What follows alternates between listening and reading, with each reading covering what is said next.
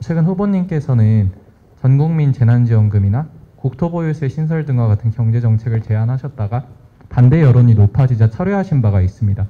국가와 국민을 위해 꼭 필요한 정책이 아니라고 생각하셨거나 신중히 검토해보지 않으셨음에도 포퓰리즘 차원에서 대선에서 표를 얻기 위해 제안하신 것인지, 국가와 국민을 위해 꼭 필요하다고 생각하셨음에도 국민이 반대했기 때문에 철회하신 것이라면 이제 대통령이 되신다면 국민들의 반대 여론이 높음에도 불구하고 국익을 위해서 반드시 실현해야 하는 이런 정책들을 제대로 추진하실 수 있을지 궁금합니다. 네, 아주 아픈 지적일 수 있는데 그건 전제가 약간 다르기 때문에 크게 아프진 않습니다. 저는 철회한 일이 없어요. 이건 철회가 아니고 기본적인 원리를 말씀드린 겁니다. 일단 전국민 재난지원금은 저는 국가의 재정은 한계가 있기 때문에 가능하면 효과가 중첩적으로 나타나게 하는 게 진짜 실력이라고 생각해요.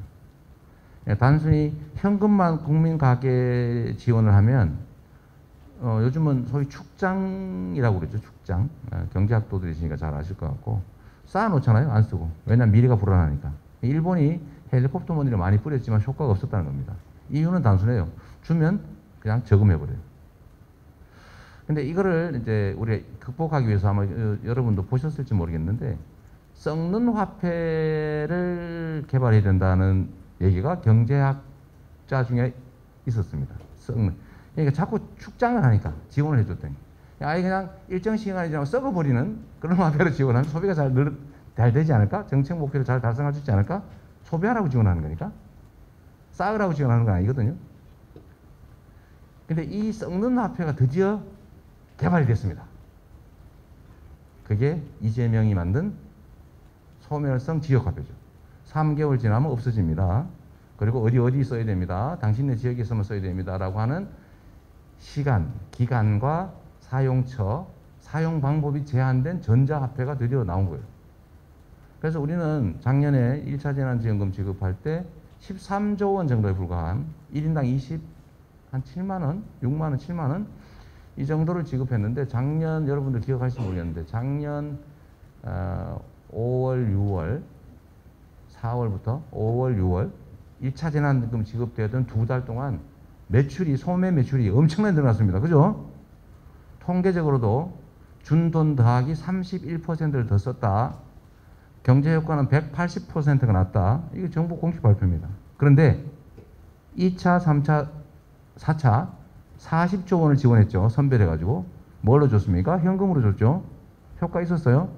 받는 사람만 좋았겠지. 그러나 그게 순환이 안 되니까. 여러분이 잘 아시겠지만 경제는 순환이죠. 적은 돈이라도 많이 순환하면 경제 효과가 크고 큰 돈이라도 순환 안 하고 딱 멈춰버리면 효과가 없는 거 아닙니까? 그래서 이 소위 소비 승수, 재정 승수 이런 효과가 있는 방식의 1차 재난지원금이 정말로 효과가 컸다는 거 우리가 알고 있어요. 이중 효과가 있었기 때문에 그렇습니다. 첫째는 소득 지원 효과는 당연하고 두 번째 거기 더하기 3개월 이내에 반드시 당신이 사는 지역의 골목에서 소상공인 자영업자한테만 써라 라고 했더니 동네가 살아난 거죠. 소상공일수록 대형 유통기업보다 당연히 소비 승수 효과가 크겠죠. 왜냐하면 동네 사람들은 내가 가난하기 때문에 막걸리를 팔아서 돈을 벌면은 내가 신발이 떨어졌기 때문에 신발을 사야 되고요. 신발 가게 주인은 그 돈으로 돈 벌면은 통닭 사 먹어야 되고 통닭 주인이 통닭 팔면은 닭을 사와야 돼요. 순환이 빠르단 말이에요. 그래서 효과가 있었던 것이고요. 그래서 저는 소비 쿠폰 형태의 재난지원금 또는 소득지원은 앞으로도 계속 해야 된다라고 생각하고 있는 것이고 그것이 주기적으로 이루어지면 그게 기본소득이죠. 주기적으로. 1년에 한 번이든 두 번이든 꼭 한 달에 한 번 해야 된다 보면 없어요. 정하기 나름이니까. 그래서 앞으로도 할 생각인데 이번에 왜 이걸 철회했냐. 이건 철회한 게 맞는데 이번 정기 국회에서 내년 본예산에 넣는 것, 요 일회적인 거를 제가 포기한다. 왜? 내가 끝까지 주장할 수도 있는데 정부도 어렵다 그러고 특히 지금 당장 소상공인 지원을 더 늘려야 되는데 이것 때문에 태클이 걸려서 앞으로 못 나간다. 그러니까 소상공인 지원을 하려면 야당이 협조를 얻어야 된다. 야당이 이것 때문에 협조를 안 한다. 우리가 어떤 가치나 정책을 주장하는 것도 중요한데 더 중요한 것은 실질적인 국민의 삶이 개선되는 거니까 내가 포기한다라고 한 거지 이 정책 자체를 포기한 건 아닙니다. 이번 본 예산에 넣는 것을 양보한다 이런 거였죠. 국토보유세 얘기는 제가 국토보유세 정책 자체를 안 하겠다 그런 게 아니고 이거는 누구나 동의하는 거예요. 우리나라가 토지 보유 부담이 너무 적다. 전 세계에서. 그래서 투기의 원인이 된다. 그리고 우리는 거래세가 너무 비싸고 보유세가 너무 작다. 그러니까 이걸 체제를 개편해 가지고 보유세 부담을 늘리고 거래세 대부분 부담을 줄여야 된다. 모두가 동의하는 거예요.